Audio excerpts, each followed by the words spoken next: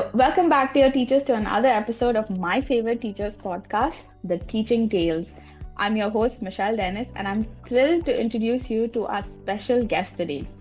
Teaching Tales is all about celebrating our incredible teachers, and today we have the privilege of diving into the inspiring journey of Aarti Christeen, a passionate educator hailing from Tamil Nadu, India.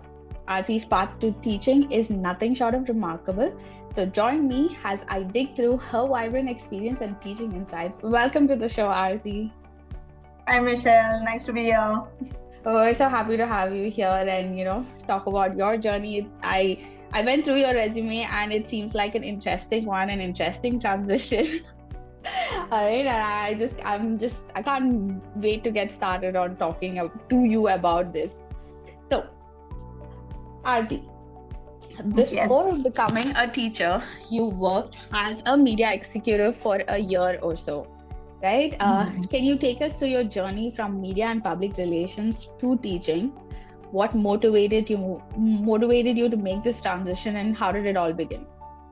Okay, so I started off with literature. So I think my grandmom was a literature teacher in college, so she was a professor. So I think that seed was sown in right from the beginning, and my ultimate focus was not to become a doctor or anything, but just to do BA literature. That was my focus in life. I was like, from small, what are you going to do? I'm going to do BA literature. So it ended there. So then as I was doing BA literature, what next always came in. But media always interested me because I was a creator. I've been a creative person and organizing things. So even as I was in college, I was into a lot of culturals and things. And I got to interact with a lot of media people, being part of the cultural team and organizing team. So that interested me, and I said, okay, that's when mass comm was booming, viscom was booming, and things like that. So mass comm was something which I did for my master's, and teaching was something I didn't want. So I think when you have too many doctors and too many teachers in the family, you have this thing of either you are into that profession or you're just against that profession. So it's like when you see so many teachers and so many doctors. So one thing from when I was small, I'm like, medicine is a definite no, because one half was filled with doctors and the other half was with teachers. So even my mom is a teacher too. So she was like, after BA, why don't you do BA? I'm like, no, because teaching is not something I'm going to do. It's not my cup of tea. I don't think I have the patience to deal with children. I'm definitely not cut out for that. So that's when I was like, media. So I was like really thrilled and I was excited to be in it. And it was nice because as I was doing my master's, I got to do, there was a channel called SS Music back then. Okay. So as their script writer, even part-time. So I started doing that. And then later on, I got into public relations and things like that. But teaching was never my cup of tea or this thing. And then I think I took a break when my elder one was born and we moved to Singapore. And I started doing a lot of, part-time things for the school because the school was a very small community. It was a 400 student school and we worked as a community. So parents were very much hands-on. You could either go in for as stand-in teachers or you can just be parent teacher or you always could be part of that school in some way or the other, and that was amazing. So I started interacting with a lot of teachers on campus and things like that. So that's when actually it interested me, and I was like, actually I'm enjoying being with the kids. I'm enjoying the time being spending with them and things like that. And I approached the school asking, what do you think I need to do career-wise? Like, do I need to do a course or things for me to this thing? And then they had a teacher's aid opening. So they said, we know you already. So why don't you apply and come on? And I enjoyed it. I loved it. It was amazing. It was in kindergarten. And then it was, as the history had it. So I had 4 years with kindergarten. And even now, hands-on, I would go with primary school. And like from saying I would never deal with kids too, I'm like, I'm ready to go with primary. Like, don't give me high school, I am ready to deal with primary. So I just love it. I just love the idea of going, interacting with them. They are all heart. You get feedback right there. It's not sugar coated. They understand, they don't understand, they like your class, they don't like your class. It's out there. So it's like, I love it. I just love being in class with the kids. Wow, that's so nice to hear. Like, I think I've spoken to a couple of other teachers also who are teaching in the formative years, the early education. So they also say that no, I would never opt for any other class other than, the smaller kids, the primary section. They're the best. So I can understand why you love it so much. So this was when your kids were going to school, right? Yes. Okay, this was in Singapore. Yeah, in Singapore. So when my elder one started going to school, it was after that. So. Okay, great. So you said you spent like 4 years teaching kindergarten in Singapore, right? Okay. So again, you said it's a lot of fun. Your feedback is immediate. A lot of giggles, crayons, rhymes, and playing. I assume that's what most of your day was. But has an experienced holder, like someone who has worked with kids, like can you paint a very realistic picture of what it's like to work with young children, and how did a typical day in your life look during this time? So I wouldn't say it's all fun. It is very, very stressful in a way, because your mind has to be alert. There's no time when you can switch off and say, okay, I can relax for some time, because that's when someone is going to jump off the swing or pull off someone. You have to be alert all the time. You never know when what is going to be happening. You have to be able to think on the move, and you also have to be very, very, very flexible. Okay. Because one day the kids can come in crying, not having a good day, or they might not be ready to start their day with what you have planned to start with. So you should be able to juggle around. So that flexibility should be there. If you're going to say, no, I planned this, I am not going to be flexible. I don't care if I have 10 crying kids. I'm still going to do this. It is not going to benefit anyone. It's going to be just chaos around. Especially, I think, year beginning, when they have their parent separation anxiety and things like that. You'll have kicking kids, crying kids, so calming them, soothing them. You have to figure out which kid needs more attention, which kid needs lesser attention. In the sense, all of them need attention, but which kid needs to be carried, which kid needs hand holding instead of being carried, and which kid can be spoken to when you are doing all this. So, and multitasking is a key. So I think when you are going to teach math to one kid, teaching English to another kid is as important. Equal attention needs to be given. So you should be able to compartmentalize different things. So behavior, so your eyes need to be open so that there's no more ruckus breaking out in the classroom. So I think it's just because I had a great teacher to guide me. So the one who mentored me, she was amazing. So I think I learned a lot on the job. So I think it was she who taught me I cannot switch off. I cannot switch off even for a second, because that can really culminate into something. And we also need to pick our battles, right? You can't always tell this is what it is and keep on going with it. You need to know when to let go, when to hold on to things. And at the same time, they also need to know who's calling the shots. With 4-year-olds, you give them the rein, it's going to be something else. It's not going to be your classroom. So you need to know it is their class too, but you are there to lead them. They can have their input, they can have this thing, but you need to know, okay, this is how it works. So the classroom rules need to be set, and it has to be very, very consistent. So you cannot tell the kid, I don't want you kicking and screaming today, and tomorrow you let that kid say it's okay to kick and scream. That kid is going to be confused. So she's going she said no kicking and screaming yesterday. She's saying kicking and screaming is okay too. And don't get me wrong, that letting out of emotions is something wrong, but I'm saying the way and the behavior and things like that. So we have to be very consistent. If this something is not accepted in the classroom, it is not going to be accepted in the classroom throughout the year.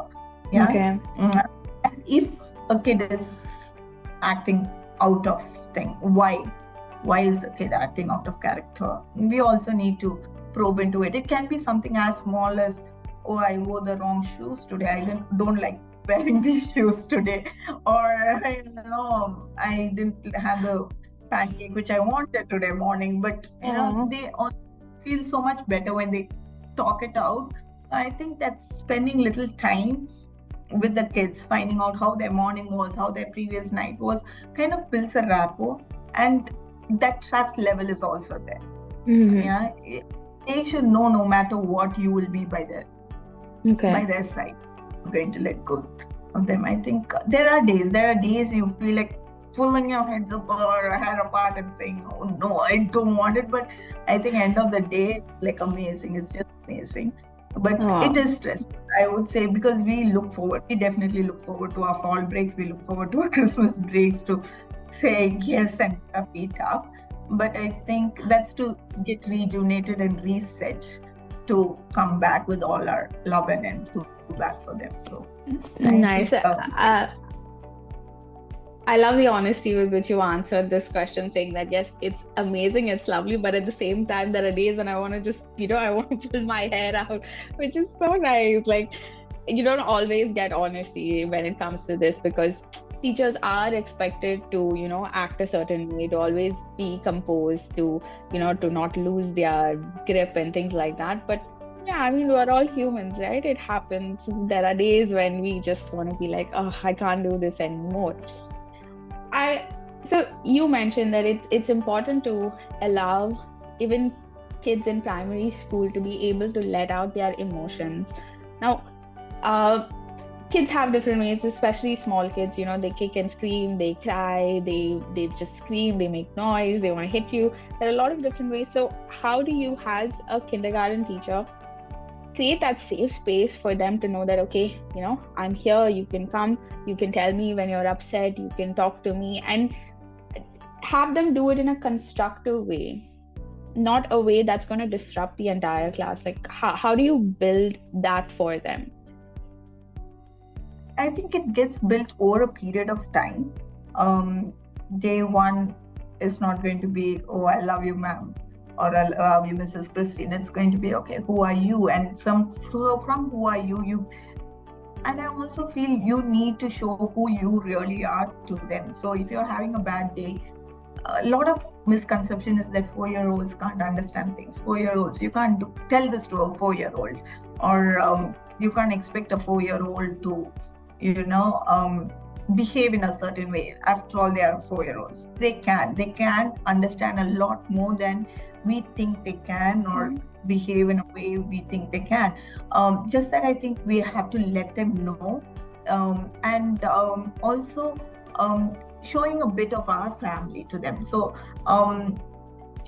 beginning, we always have this thing where they bring their family photographs, I bring in my family photograph, we share say some moment, maybe it can be your summer break or whatever, some tradition which we have, or a summer break which you moment which you enjoyed and things like that. And so they also get to know what they are so much, and that they come and they're like, Mrs. Christeen, we saw your son going down we said hi to him. And so it's like they feel they know you, right? And only when they kind of get to know who you really are, will they actually start sharing what they feel. Yeah. So for example, we had kids who were not very communicative. So for them to communicate, we actually need to really gain their trust. It can be due to language issues, because we have kids who don't have English as their first language. So for them, they come with a clean slate, like no knowledge of English at all. So you show them by actions and show them this, but at one point they kind of are ready to open up. And some kids are ready to open up even if their English is broken, but some are perfectionists, right? Even when they're 4-year-olds, they are like, I am. I need to be good for me to be able to form a sentence. So they don't want to, they can. They can. They probably have it in their head, but they are worried if they tell it out, and if it's wrong, it might not be the right thing. So, you need to give them that space and that time for them to be able to open up. And if a kid is not ready to open up emotionally at some point of time, it's okay. It's okay. You don't have to take it personally that maybe because it's they don't trust you. It's probably not when they want to open up or what they want to open up. So you can let them be. So you can have a calming corner for kids who want to get themselves a bit of calm time and things like that. They get distracted pretty easily, right? So you have a calming corner with different, books and toys and things. At times, after some time, they are fine. They are fine. And at that point, they are ready to open up about why they were upset, or and sometimes they come up with the answer saying, I don't know why I was upset. And it is okay. Yeah, you don't have to push them for an answer saying, how can you not know why you are upset? Because we have days when we don't know why we are upset. We have so many emotions going in, and we are crying, and someone comes and asks us, I don't know, I'm just crying. So, they are little humans. So, we need to let them be. And when they know, yes, they can open up and they are going to be taken seriously and not brushed aside. For example, my son, I can take his own example. When we had the transition, my younger one, he loves going to school. Okay. So he came back and he was like, I don't want to go to school, which was not him. I was like, first day I was like, okay, are you being lazy? And then he was like, no, I just don't feel like going to school. So first day and second day, I was like, what's happening that you don't feel like going to school? And he was like, I'm being bullied. I'm like, what do you mean? And this is coming from a second grader. Wow. Okay. What do you mean by you're being bullied? So he said, no, people are calling me a rat because I'm pure and I don't like being called a rat. So I was like, did you let them know that you don't like being called a rat? And then he's like, yeah, I did tell them, but no one took me seriously. So I said, did you tell your teacher that you don't like being called a rat? Yeah, I told her too, but she didn't listen to me. And then he has gone to the lead teacher for the entire grade 2. He's gone and told her. And he said, she didn't take me seriously too. So I don't want to go to school. So he's like, I know you will listen to me. So I'm telling you. So I said, okay, you go to school. By this evening, I will talk to your teachers and we'll see that this is sorted. So I spoke to them and then they were like, yeah, he told, but we didn't take it. So a child from loving to go to school to not wanting to go to school is just with this. It was a small thing. And then the next day, the teacher called him and spoke and said, okay, we'll make sure no one calls you a rat. And it was all back to normal. It was like a reset button and he was like absolutely fine. And the entire process, what I really appreciated was he said, I don't hate this teacher. So I still like her, just that she's not listening to me. So it's like, they are able to differentiate and they know when they are taken seriously. They know, if this had happened twice, thrice, if I had also not taken any action, second time probably he would come and tell me something. He would go tell the teacher something. He would go tell the lead, no one's taking action. Third time he would think it's of no use. Yeah. So we would not know if a kid is being bullied, if a kid is going through some kind of difficulty. Because the kid thinks no matter what we say, it's going to be brushed aside, right? So I think it is more giving an ear to them. It can be the silliest of silliest things. Sometimes, yes, it's so silly that we can act as though we are listening to them as you're doing that thing, because it can go on and on. You're like, yeah, we just need to know the gist of it. Though we need to know the gist of it, because they can come back and question us on it. So we need to pay attention to that. But the tiny details probably we can let go of. But they need to know that they are heard. I think that is very, very important. When they know they are heard, they also would love to listen to you. It is a big conversation, right? When you're talking, I think it is both ways. When they know, yes, she is going to be there, and then we know, okay, they are going to come to us, then I think the bond is there, and it is for sure it is going to be there. That's nice. I mean, I especially love the way that you handle your son's the whole bullying at school, because I mean, kids can be very mean. Kids especially can be mean, and when you tell your teacher and she doesn't take it seriously, you feel kind of hurt. I get that. So it was nice that you as a teacher were able to identify that with your son, since you know him so well, and you were able to talk to the teacher, and the teachers were responsive when you brought that up with them. I mean, teachers may not always do that, but it's nice that like the teachers were responsive. That's great. So now you told me about your kindergarten, how your kids are, all of those things.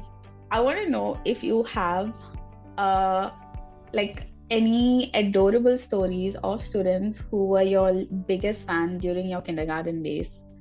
And like, how did it feel to have these kids be your fans? Like, oh, Miss Christine, like always walking behind you. I think all of them are adorable in a way, some way or the other. I think each one is cute. But I had one special kid. I think. She was there with us for 2 years. She was tall. Because her parents were really huge. She was tall and she was a feisty kid, real feisty kid. So she was anything but quiet. She knew she had her what she wanted. She knew what, and she grew up with 2 boys. Okay. So the younger one, both her brothers were quite big, so she had to fight with her. And she's the real Southern American kid from Texas. Wow. So. But I think what I really loved about her was she was all heart. So, but she knew who the boss was. She always tried to be the boss. That was the best thing. She always tried to be the boss. But when she knew who the boss was, she was ready to be the boss's assistant. Nice. But I think. It's the difficult kids, or it's those kids that we learn so much from. She would put you in your place. I still remember. I think that was my first year. Yeah, that was my first year. So I don't remember what I pronounced. It was one of the alphabets. So the pronunciation was very different from what she would pronounce it. So I think it was H, and she was like, Mrs. Christine, this is how it's pronounced. I was like, yes, Elizabeth, that's how you pronounce it, and this is how I pronounce it. And then she's like, oh, in India you pronounce it like that. So if I had told that, she would have completely turned the tables, and she could have said, your pronunciation is completely wrong. So she was that kind of kid, but she was like one adorable. And then I had another kid. I'm sorry, I'm not sure if I can tell their names. Another kid, also, he was also an adorable darling. He had the funniest stories. The way his mind worked was amazing. I think his mind worked so fast that he actually had to stop for his mind and his speech to actually pair up. Because his mind had so many stories to tell. But his words couldn't come out as fast as his mind was working, right? So he will, and then it's okay, relax, and then he'll come up with these amazing stories. I think funny, amazing, out of the box thinking. He was another lovely kid. I think there are quite a few. There are so many. I can go on. I think each one had. I think they all hold small compartments, and they take small pieces of your heart. Wow, nice. So this story that you told me about, this little girl from your class, she kind of reminds me of my nephew. He is, I think now he's going to upper KG. And oh my God, he has some of the most incredible answers to the questions that you ask him, that you're like, should I laugh? Should I cry? Should I discipline him? You have no idea what to do. And I'm sure his KG teacher has a bucket load of stories just because of him. Because even when he's at home with us and he does something and we ask him like, Aiden, why are you doing this? And he'll give you the smartest answer that'll make you feel dumb, and you're like, am I the one asking the stupid questions here? Oh god, that's like, and you just don't know, because you need to discipline him because he's not supposed to be doing that, but you can't help but laugh because his reply is so funny, and you're like, and you're so conflicted, right? I have no idea where he gets it from. And it's like, and the way he answers is so genuine, like he believes everything that he's saying, and you're like, oh good lord, how do I do this, right? It's like that day goes to my mother and says, oh Gaga, why didn't you come home? I was waiting for you all the time yesterday. I thought you'll come. And my mom came up to me and said, and only this soul was waiting. I said, so I went up to him and asked, how come you said you were waiting? Because you didn't ask me when she's coming. And then he said, I thought she'll come in the evening. I said, you didn't come and ask me in the evening either. So I was also playing along. And then he's like, patience, Amma. You need to have patience. So I was being patient. I'm like, okay. And what more can you go on after that? There's like literally nothing you can tell them. Okay, so we talked about your school, we talked about your wonderful kids, your experience in kindergarten. Now, what I want to talk about is your experience teaching, or the difference between, teaching in India and Singapore. Like, as someone who has experienced the educational settings in both Singapore and India, like, what advice would you give to teachers aspiring to teach in Singapore? Like, what are the key differences they should be prepared for? Well, in Singapore, I taught in an American school, so it's not the local school. I think between Indian kindergarten and the American kindergarten, I can speak for the American kindergarten schools in Singapore. So speaking of both, I think there, I find there's a huge jump, Suddenly it's like in low kindergarten here, and there it's K4. There you start off with writing very slowly and let them, work on the basics, like their pencil grip and all those things. Like you give them fine art things, how to hold a scissors, so that your motor skills are developed. Yeah, it's basically all those things. Your social skills are developed, so you have your time to, there is the play time inside the classroom where you are given time to go and interact with different kids and play, and importance is given to all those things. Of course, you learn your numbers, but it's maybe 1 to 10 and 1 to 20, and kindergarten is happy learning 1 to 20, and you write alphabets using your pencil grip, and it's good. You don't have to perfect it. It doesn't have to look like a print. But I find here the motor skills and social skills take a seat back. It's more of, yes, you need to know your ABCs, you need to know how to spell, you need to know how to add, you need to know how to multiply. It's more that. So where do you get your confidence to be able to go and talk to a stranger? Where do you get your confidence to know how to interact with another human being? Where do the kids know how to play well with other kids? Give respect to the other kids. Treat the other kid nicely. I think that is a huge difference I found. Academically, yes, here it's awesome. They go from strength to strength. I think, third grade, and my son is doing some complicated ways of math, multiplication and division put together in one sum. And yes, it's amazing. But I'm glad he got his base there, and that has developed, especially my elder one, because he's the shy one. My younger one can sell the country and come with. But having the base is very, very important. So then they know, okay, I am confident enough to be able to present this. Your idea it need not be a Shark Tank idea. It can be a very, very small idea which you think is worth telling someone.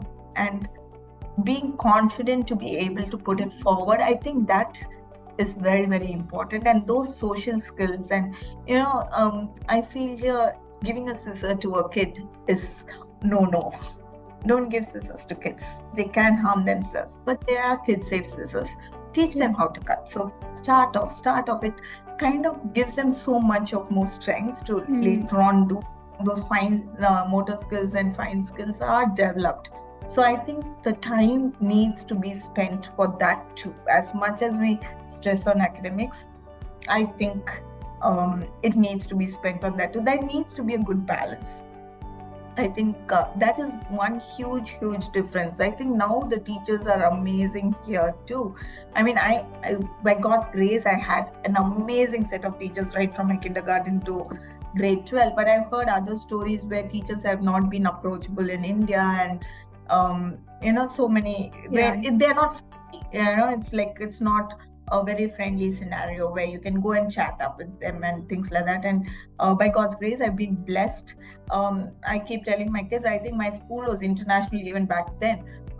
So it's like we were always able to even approach our principal with dumbest of ideas, and he gave us the confidence that every idea was great and it can win some award right away. But I think that confidence instilling is very, very important, when you go out, because I've seen the difference in my school. It's even the kids who are not academically very good can be mediocre, but because they have that confidence, when they went into college and universities, they really show.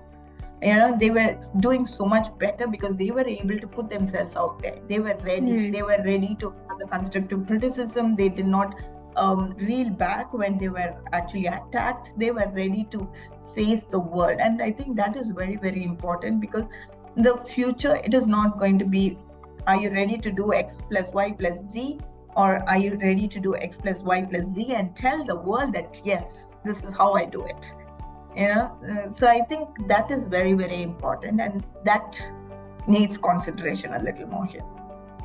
Okay, so what you feel is like that is the key difference in how, like, India and the school that you taught in Singapore, that is the key difference, wherein in the primary section they pay a lot more attention to the development of the child.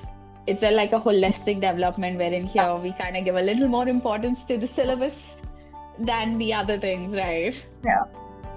It's more the academic, just the academic. The co-scholastic is kind of left a little behind, whereas I think the scholastic and co-scholastic. And I think teachers are amazing, because the teachers I've interacted with in India right now with who are teaching my sons, they are amazing. I think the school management should also not pressurize the teachers to say, yes, this is what. Each teacher has a way of handling kids, right? So I think that freedom should be given. It should not be a blanket rule. It should not be a blanket rule when it comes to, this is how the school should be. So, they should give that freedom to the teacher, because the teacher knows her kids the best. The manager is not going to know how they are going to handle this set of kids, and each set is going to be different. And the teacher knows what she's going to implement with this set is not going to work with the next set. Yeah. And I think management should also understand that to an extent, and let the teachers be.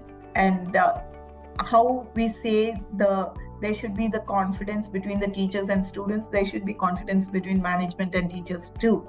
And that's when it actually clicks and can work as a great team. Right. And I think, schools are in India moving away from that whole traditional thing where we only concentrate on the curriculum and finishing syllabus, and teachers are finding their own way. I don't see teachers, at least now, like you said, the modern day teachers being the way that teachers were when I was in school, wherein they just come, teach a syllabus and they leave. I mean, I had a few teachers who were friendly, but that was in my senior school, wherein, the teachers were a little more friendly. They felt like, okay, you were mature enough wherein they could be your friend and not very much a teacher. But again, they knew where to draw that line, okay, I am the teacher, I can be your friend, but also there is a border, a boundary that you don't cross. So yeah, I feel that yes, things in India are also changing in that way, wherein kids are now they're learning not just how to add, but also how to approach life. They're getting those life skills that are very necessary, right? Especially now, the way the world is developing, every day there's something new coming up, and you're just like, oh my, I mean, as an adult, I'm like, how do I handle these things? But kids pick up so quickly, and it's nice that schools are developing in that way, that they are giving you those life skills, which is amazing. Now let's talk about your commitment to professional development. Now, from what we spoke so far, you said you did your mass comm, and then you were helping out in the school, and then you went directly to teaching, right? I think that you've not done a B.Ed, have you? Yeah, no, I haven't.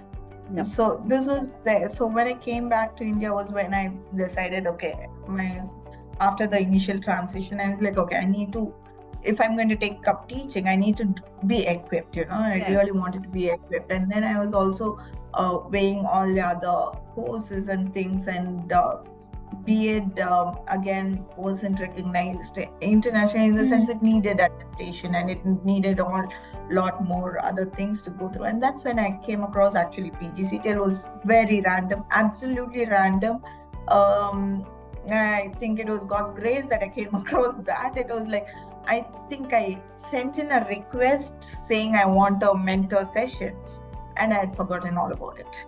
So I got a call a week or so later, and then they're like, we are calling from Suraasa. I'm like, who's Suraasa? And then I'm like, oh, you had called because I was also looking at so many other courses. So I'm like, so I was just weighing in things, and okay, what else was my other thing? And then I was like, so they said, okay, this is what we are. And I was like, okay, I was in the middle of shopping in a shopping mall. So I'm like, okay, guys, I really want to talk to you all.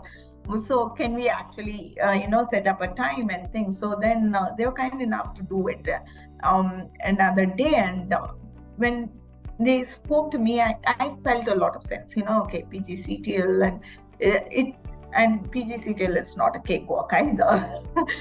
So it was tough. I didn't realize it would be, I think someone called Lulu spoke to me. She did tell me it is going to be a tough course. She said, do you have enough time? Because I mentioned to her I have 2 kids, and my husband is away. So being a single mom here, managing 2 kids, will you be able to do this thing? So I said, I hope so. And I hope to keep up to the commitment I give. And yes, so I think she gave me a hint saying, follow the schedule which they give, and you will be able to keep up. And I think it's been amazing. So we were doing a lot of things.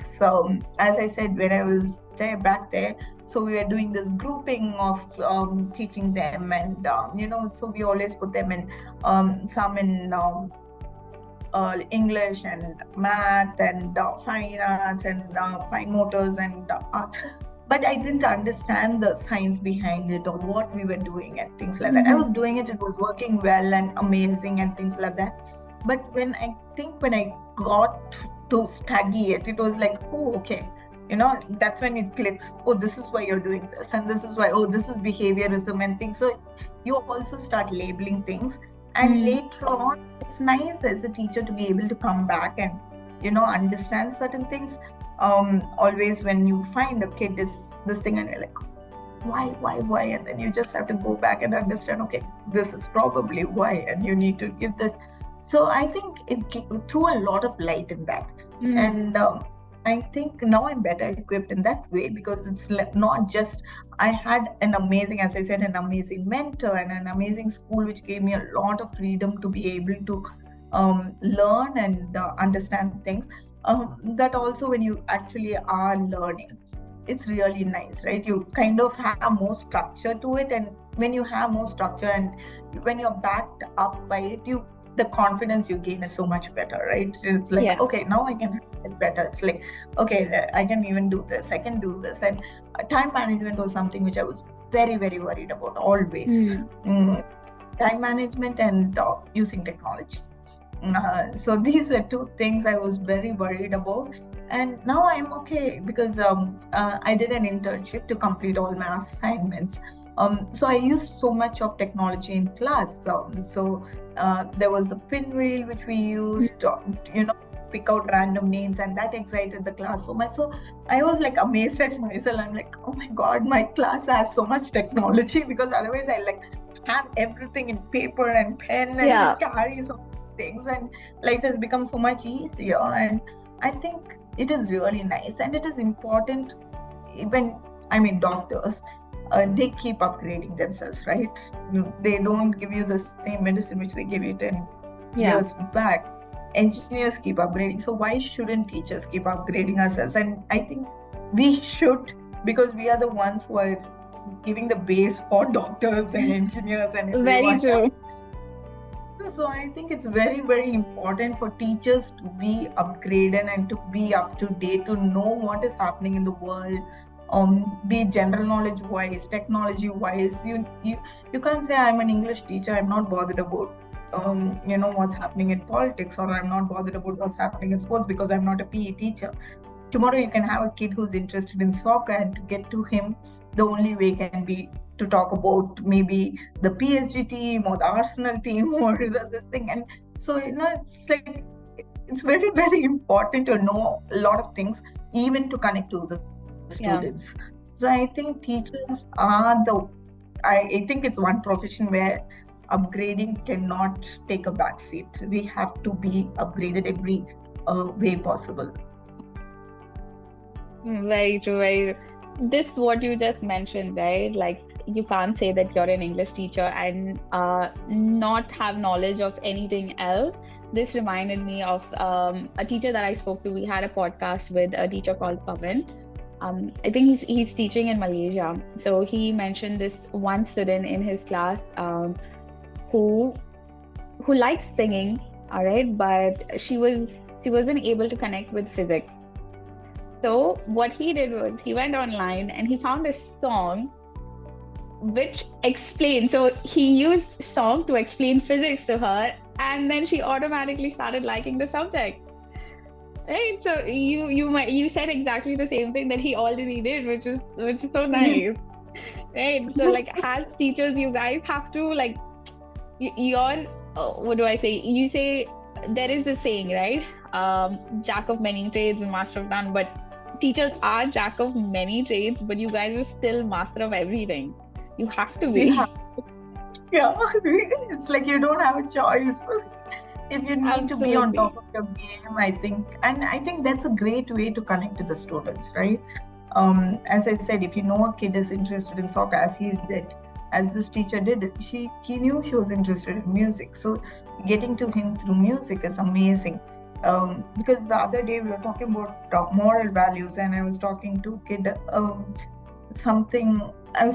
I think doing something and hiding it or something like that. It was a topic related to that. So then we are trying to tell a lot of different things, and then so they were not really getting it. So then we went to cupcakes, and then we're like, so then all of them, so it also gets them excited, want to listen.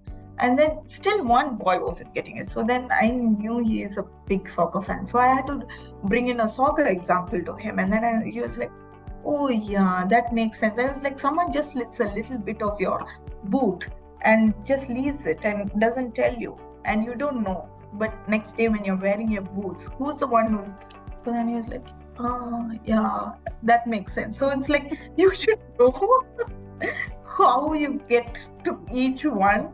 And I think it's also important. That's when I think thinking on your toes comes, right? We need to know, okay, which way can we use to get to which one, and differentiation comes in, I think. I think it's very important for teachers to be upskilled and upgraded in every way possible. That's it. And so I initially, when I started asking you that question about your educational background, my question, like I hadn't finished my question. I wanted to ask you about you pursuing your PGCTL, and you already started talking about it. So I also want to ask you, like, okay, you haven't completed your PGCTL yet, right? I have two more of my assessments. Okay. And so far, like, so it's a 10-month program. You've completed 8 months. So how has your experience been with the program so far? Like, It's amazing. It's amazing. I think the mentors we've got, especially Zena, if I'm not wrong, Peter, yeah. a few of them have been so outstanding, so informative, I would say. And it's really, really nice, and also to be able to pick their brain when they've had so much of experience. It's like amazing, right? Because you get so many mentors from different parts and with so many different kinds of experiences. Sure. Whereas you don't get, like, if I'm in India and I might be interacting with, with just one set of people. This is like different. One is handling early years, one is handling math, one is handling physics, one is handling English. So it's amazing the way we are able to pick their brain and their brain process, and then to be able to try it out in our way of teaching and how that would work and try to implement it. I think it's been an amazing journey in that way. It's been an amazing journey. I really loved it. And I think I was also on this mission to finish it in 8 months. I don't know why I was on this mission. So I finished all my assignments by, I think, October 1st week. Wow. So after that, I had just the assessments left. So I'm just waiting for these two assessments to be over, and I'm like, yes, I'm done with PGCTL. Oh wow, So that's like checklist done. yes, yes, I'm done. And also in between the Olympiad came, so I'm like, okay, let's do this too. I'm like, it helped that my son was also giving his 10th boards, so I'm like, okay, let's just study together. So you should study this, you should study this, who will get better marks, let's just go there. So how was your experience of the International Teachers Olympiad? It was nice. It was really nice. I also think it helps that you are doing PGCTL and then you are doing Olympiad. But I think PGCTL is like, really, I enjoyed it. I really enjoyed it, especially Zena and Peter's classes. I think it's been, I don't know, those two stand out too much, way too much. I know I didn't get her other than the first module, and I really, really wished I could have for one more module too. It's like, I also think she also set the pace for us, right? So just at the first module, she actually set the pace, and so as I said, they gave this hint of you follow the schedule and then you're going to be there. So, I think the competitive streak, the sports person in me kind of takes over at times. So when they say, okay, you finish one, I want to finish two. So I'm like, okay, they've given August 1st for 5, let me finish 6.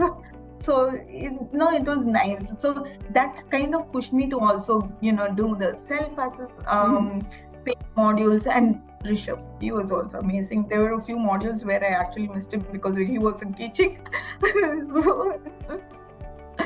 So I think it was also, it is a great thing. And I think all three, when it put together, it kind of draws a line. So you finish your self-paced, you do the self-paced assessments which they give, and then you do your live classes. It kind of makes more sense. And then you study again for the assessment.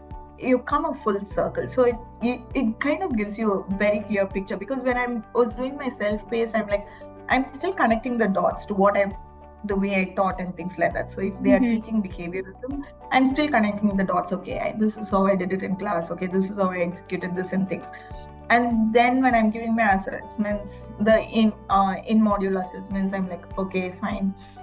So this, I kind of, and when the mentor comes and teaches, it gives a clear picture, because they come in with their perspective, right? And then we're like, oh, you can actually think in this angle, you can actually think in that angle. So then after that, when you go back and read the notes which you've taken, it kind of takes you through a full circle. I think, and I think in that way it's paced and structured very well. Very nice. I'm so glad to hear that you had such a great experience with PGCTL. I mean, not just in terms of the course, also in terms of how it's helped you relate to, the activities you did in class and find the science behind it and help you further understand different ways in which you can think or approach a scenario, which is amazing, which just broadens your eyes and opens your eyes to a new way of thinking, a lot of new things. Right. It Right. does.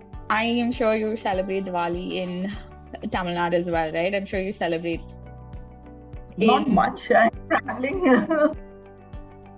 Okay, but so Diwali, the festival of lights. I would like if you could share a few cherished memories of celebrating Diwali in your childhood, particularly with your teachers or some events that you organized in your school, since you said you were very active culturally and things like that.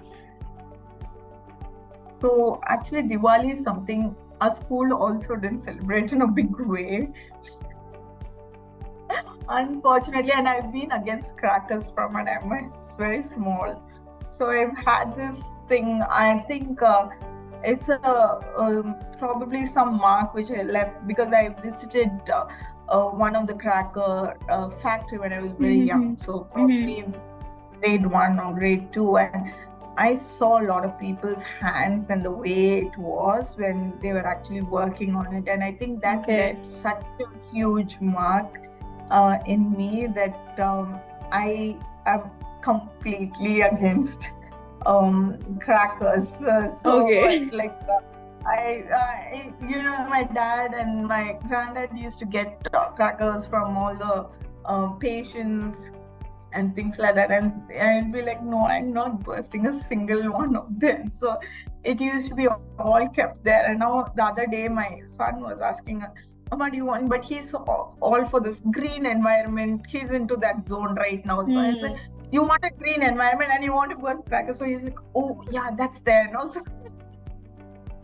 my husband saying it's like not enough. You convince the next generation also. But in a way, yes, you are right. Like crackers does lead to a lot of pollution, and I absolutely agree with that.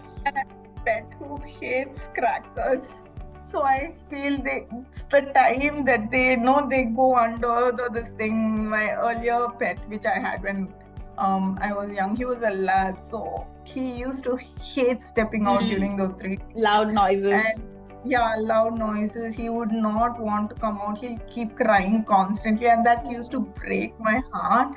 So I think that is, but I love the diyas. So the previous day to this thing, they actually put diyas everywhere. So when I was very small, my dad used to come early those evenings when they actually, so there will be one day when they put up all the diyas. So we'll actually go to each street to see how each house has decorated their house with the different diyas. So we're like, okay, this has they put it on their terrace here, this is all over here. So that used to be like actually it's like almost going out to see Christmas lights, right? Christmas is just a month away, so I'm excited.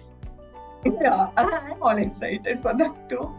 So it was like that. It was almost like seeing Christmas lights, seeing diyas. I think Diwali for me was that and eating. So I think I related to that and eating different sweets and things like that. So I think it was more to do with those two things. But because all my friends loved crackers, so then I couldn't be part of any of those celebrations. So I'll be like, no, I'm not coming. So yes, so I think in that way I'm a little bit of a spoiled sport when it comes to that. I mean, again, we all have our beliefs and principles, and principles make us who we are, right? Okay, so now we're gonna go to the fun segment of this podcast. Okay, I'm gonna ask you 10 quick questions. You're gonna have 120 seconds to answer these quick questions. Okay, you have to answer all of them to win this round. Okay? Okay. All right, you gotta answer with like the first thing. It's only 120 seconds, so you don't have much time to think. All right. Okay. So I'm gonna start the timer. Are Okay. you ready? Yes. So if you could have a superpower in the classroom, what would it be? Fun. Okay. You've listed reading as one of your interests. Who's your favorite author? You've said Sorry. in your interests, right? Mhm. You've said reading. You've put reading as one of your interests. Dan Who's your favorite Brown. author? Dan Brown. Okay. If you could have a celebrity visit your classroom, who would it be? Oh, celebrity, too many. But I think I'll go with Roger Frederick. Okay. If you weren't a teacher, what would your alternate career be? Media. What's the one item in your teacher's bag that you can't do without? My pencils. Okay. Any movie you highly recommend everyone watch? I would recommend a book. Tuesdays with Maury. Tuesdays with Maury. All right. I'm going to check that out. Okay. Okay. I'm not able to talk about it right now. Okay. If you were the education minister for a day, what's one change you'd implement? A holistic learning in India. Okay. So you like fitness, right? Give us one fitness hack that you'd recommend to your fellow teachers. Jogging. Okay. Name a teacher from your own school days who left a lasting impression on you. A teacher from my school days? Yes. My principal of my school, Mr. Bernard. Nice. Okay. Last and final question. Do you follow Suraasa on Instagram? Yes. Awesome. I mean, we did, by the time we reached like the 7th question, it was already 120 minutes, but that's okay. Sorry. No, why? It's fine. I don't think I don't think anyone has actually made it answer all the questions in 120 seconds. I don't think so. Oh, okay. I feel a little better. I'm still not able to think of a movie. Yeah, you can just let me know later. Yeah, I still need to think. I know quite a few movies which are really nice, but I also watch them without actually watching the title. So I'm bad with that, even with books. So usually if I'm like reading, I don't really register the title. The title. It's the story that matters. Yeah, and then I just move on to the next, and then I keep going on. So if someone asks me, I'm like, what is the book you're reading? And I'm like, wait. So my mom keeps saying, probably people don't think you read, because you have to let me go to Kindle and actually checking out the title of the book, because I'm like, yeah. But Tuesdays is Maury is one book which actually has stuck with me, Mischelle Denniz. Okay. So I think one amazing book, and it is also to do with the teacher-student relationship. Nice. I read it. Yeah, I read it when I think I was in college, and I reread it so many times. Wow, that's nice. It's an amazing book. Yeah, if you have to reread a book, I mean, it has to make that good of an impression. It has to be that good. No, otherwise, people don't tend to reread. I mean, you rewatch movies, but reading it takes time. You have to put in more than a day or so into reading. So yeah, it's not something that people do. It's amazing because it's like a relationship between a retired teacher and a student. So very nice. I think it's amazing, and the things he learns from the teacher, life lessons he learns from. Nice. So it's really. Okay, so before we wrap up today's episode, Aarti, we'd love for you to share a message with all the teachers out there about why investing in their teacher career is so important. Like, what would you like to say to them?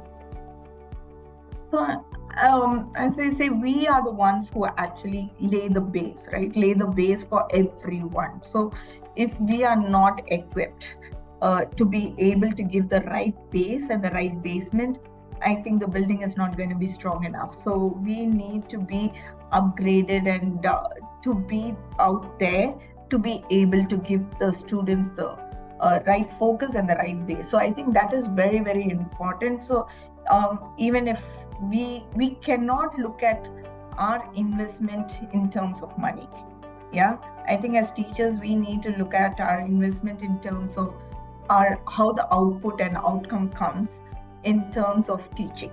Yeah. So if you're going to say, I'm investing $300 or $3,000 or whatever, I should not be looking at, will I be able to get this $300 back in 3 months or 10 months? It should be like, will this $300 help me to get better in what I'm doing? I think that is where our focus should be. And once our focus is there, I think it would be great. I mean, I think everything else falls in place, right? Your satisfaction will fall in place because you get self-satisfied when your students do well. I think this is the only, I would say, where you like someone else succeeding more than you. Yeah. When your students become great, the teachers are so happy, right? It gives you of satisfaction. So I think this is one profession where you like someone else succeeding more than you.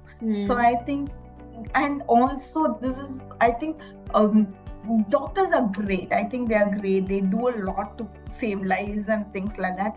But how much do doctors collaborate and exchange their knowledge? And there's always that little secret which a lot of them want to hold back for their career or whatever. But I think teachers, we collaborate. That collaboration and ready to be able to be open to ideas and things is very, very important. Not only betterment of ourselves, also the betterment of everyone in general, right, in society and for the students. I think that is where we need to invest in. Awesome. That's very true. Everything that you've said, very true. And like you said, teachers are the ones making the next generation, right? You guys are laying the foundation. So if you don't upgrade, you have to upgrade. There's no if you don't, there you have to, right? Yeah. So, or they'll upgrade us. Absolutely. So thank you, Aarti, for sharing your inspiring journey and your insights with us on teaching tales. It's been a pleasure having you on the show. To all our listeners, thank you for joining us today, and don't forget to like and subscribe to our channel, Suraasa. Until our next episode, keep inspiring, keep learning, and keep teaching. This is Mischelle signing off. Bye-bye. And Aarti, thank you so much. It was amazing talking to you. I had so much fun. Thank you. Same here. Thank you so much, Mischelle. Thank you. Bye. Take care. Have a great day. Bye-bye.